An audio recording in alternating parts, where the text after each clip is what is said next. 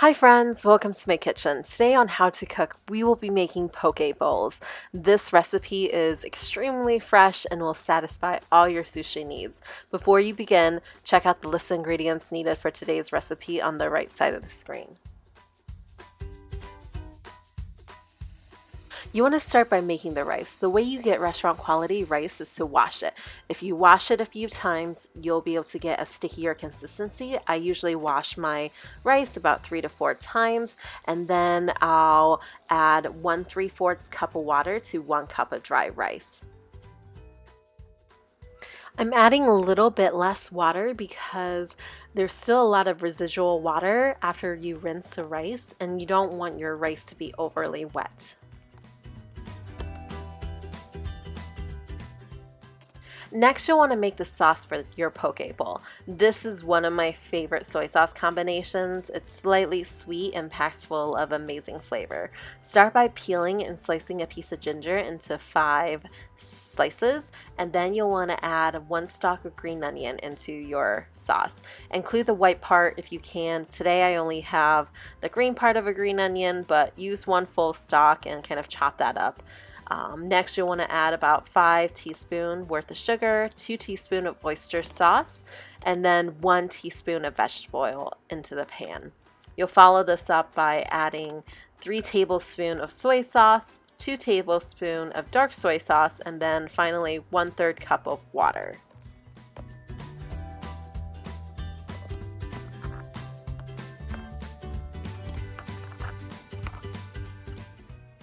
Once you have all your ingredients in your little saucepan, you'll want to move it to the stove top, and we'll turn the stove on high and let the sauce boil away.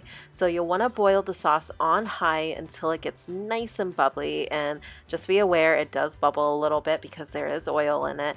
And then once it starts bubbling, you'll want to turn off the heat and then put a little drizzle of sesame oil in. Once you're done with that, remove it from the heat, and then you'll want to strain all the green onion and ginger bits out, and then we'll set the sauce off to the side to cool off before we add it to the sashimi.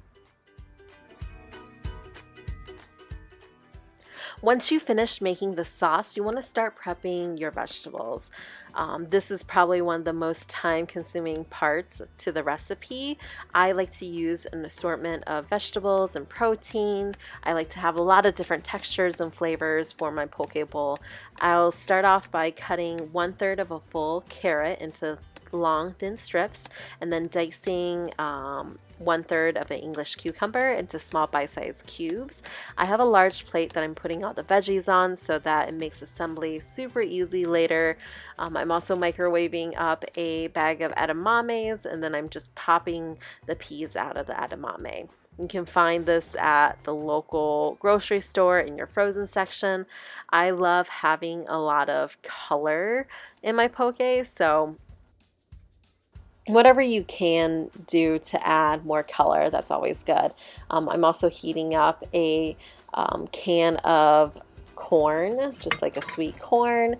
It adds a lot of great color and also sweetness to the poke bowl.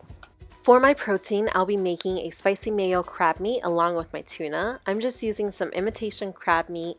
You can find this at any large local grocery chain store, and it's usually by the meat and seafood counter. You want to make sure you shred the crab meat into nice strips. I'm just using my hands because they are so much faster.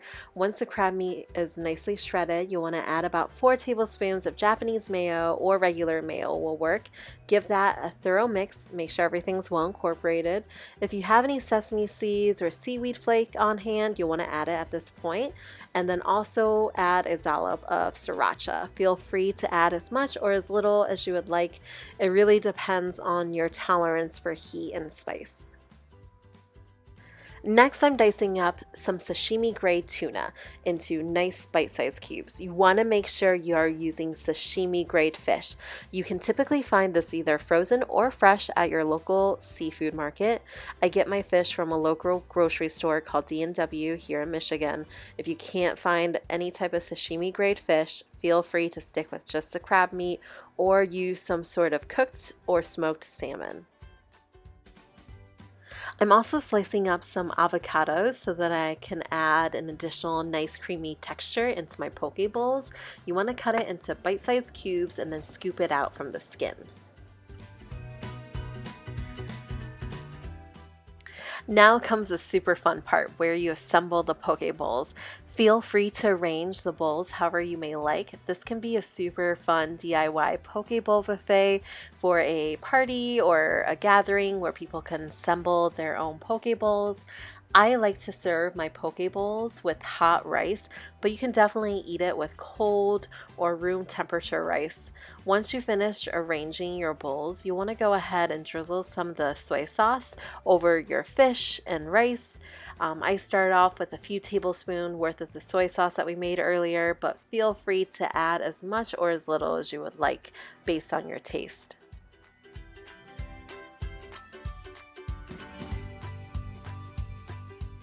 And there you have it, easy, delicious poke bowl at home. This is the ultimate comfort food for me since I love sushi and it makes for such a fun weekday meal. You want to eat the poke bowls within the few days while the vegetable and fish is still fresh.